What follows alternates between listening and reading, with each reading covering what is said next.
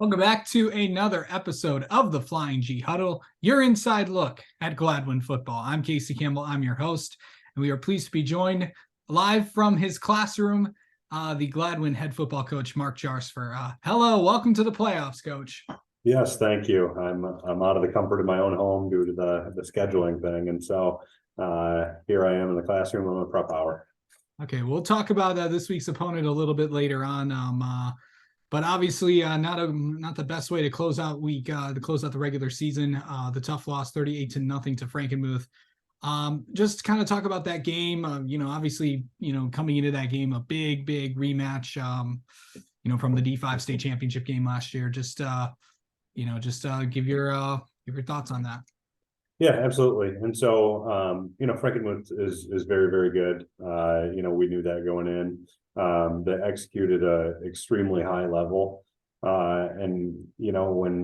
When you don't kind of match that execution, and you get exposed in a big way. And so, we had a tough time getting aligned. We had a tough time making reads on our assignments and that kind of stuff. And they're able to, with their downhill attacking run style, if you're slow to the party, then like I said, you get exposed. And so it was kind of close early on with them scoring out of the gate, and then we were able to have some success defensively and kind of keep it to 14-0 midway through the second quarter, and kind of a pivotal play in that game was they got us on third and long with a halfback pass that we bid up on, and that made it 21-0. Ultimately they were able to get into scoring range again before the half to make it 24-0. And so going into halftime, it was obviously quite an uphill battle at that point. We talked about just trying to piece together drives and plays and starting out at the most simple form, because there's no way to score a 24-point play or anything like that. So you kind of needed to claw your way back in if we're going to do that. But offensively, we really just couldn't get out of our own way. Way too often we didn't win on first or second down, and we got in predictable third and longs.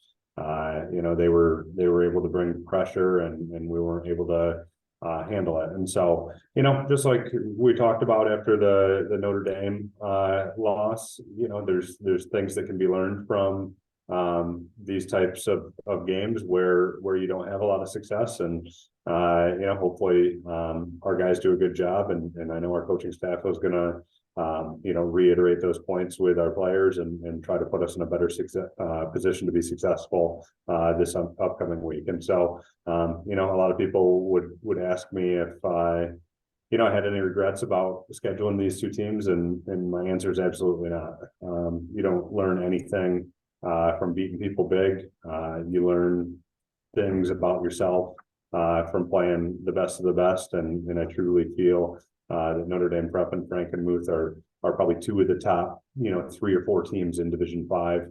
We had a chance to play them in the regular season. Hopefully we play well enough throughout the playoffs to run into either or both again down the road. Yeah.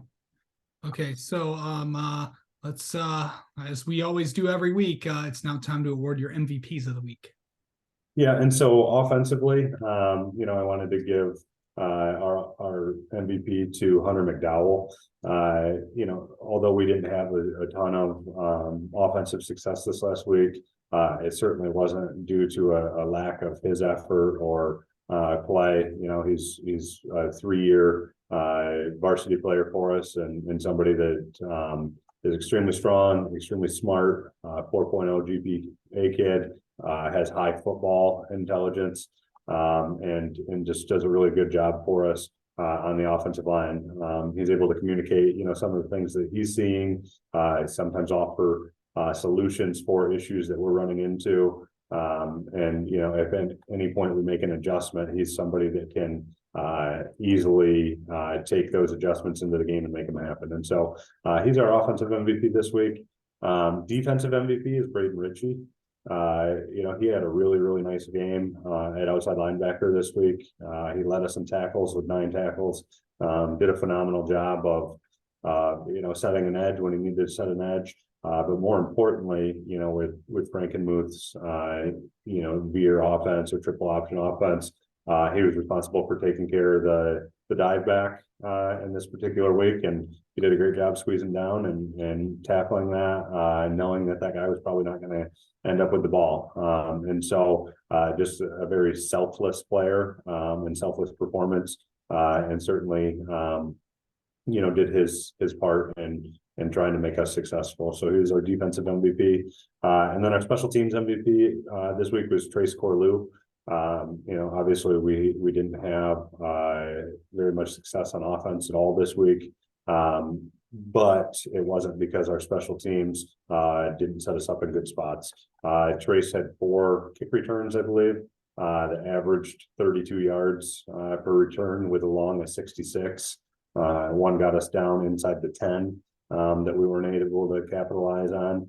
And so, although they kept us bottled up really well offensively, he was still able to show off his wheels and athleticism in the special teams game. And so he's our special teams MVP. All right. Well, now it's time for the JV team update. I know their season completed last week. Just overall, just give a recap on how they did. Yep, and so they finished up 3-5. They fell to Frankenmuth in their last game of the season as well. Very similar situation to us on the varsity level. Frankenmuth's a very, very good and very, very strong program at all levels, and so they were able to come out on top of that one. But as we've talked about in the past, our overall emphasis on our JV program is just to make sure that guys are learning our system and developing and getting accustomed to playing high school football in our systems. Our youth program does a great job turning out successful teams, but there is a little bit of a learning curve, switching into the high school offense and defense and terminology and stuff like that. And so it's always going to be a big learning curve, coming in, and that's why we don't necessarily prioritize wins at that level as much as we do development and getting guys integrated in our system and ready to go for future years. And so in terms of that, a really successful season for them. And certainly a lot of bright spots that we can look forward to and helping us at the varsity level over the next couple of years. Yeah, for sure. And of course, still a lot of things accomplished in Gladwin. I know the soccer team. They did fairly well. Cross country is doing well too, and volleyball's doing pretty well too. Yeah, absolutely. Yeah, we talked about those things on last week's show with them all winning league titles or being in well positioned for league titles. And so it's a special group of kids that we have going through right now, both boys and girls, and it certainly makes it a great time to be a farm doing. Absolutely. All right. Well, of course, it is the regular season is complete at 7-2. Now it is time to make another playoff run. And you start off with a very familiar opponent, the opponent that you had to start the season.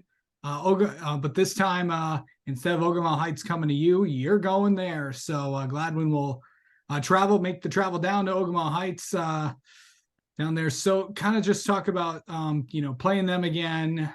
And, and since they've lost to you guys, they've been rolling. Yeah, absolutely. They are a phenomenal team. They've done, Chad has done a great job of getting them prepared and building that thing over the last few years. I believe, he got hired at Ogemaw the same year that I got hired at Gladwin, and he's really done a great job of getting things on the right track. And they're as strong of a team as you'll see in Division 5 as well. And so, that all starts with Carter Schmidt. He's a phenomenal running back. I have a ton of respect for the type of player he is and his running style and everything that he brings to the game. An absolute workhorse. And then, everything that they do just kind of plays off from that with play action stuff and setting up things in the passing game and that sort of thing. And so, having played them once, I'm sure that both teams are going to make adjustments and do things that are going to, try to give them an advantage. But like you said, they've just been on a tear throughout the rest of the regular season after week one. It seems like they're putting up 50, 60 points a game and really just holding people to very little. Won their league outright. And so, it's going to be a big time challenge for us. And so, we're excited for it. We'll obviously, try to do our best to have a really good week of preparation and get our kids in the right mind space going into that one. But we're expecting a dogfight. And so, it'll be an exciting time on Friday. Absolutely. One last thing before we go, it's time to talk about a staff member this week. Yeah, and so I'm going to talk actually about a couple student managers that we have. Bria and Zadie were two girls that I had last year in my physical education class. And they just had an interest in football. They kind of joked about joining the football team and stuff like that. And that obviously wasn't going to be in the cards.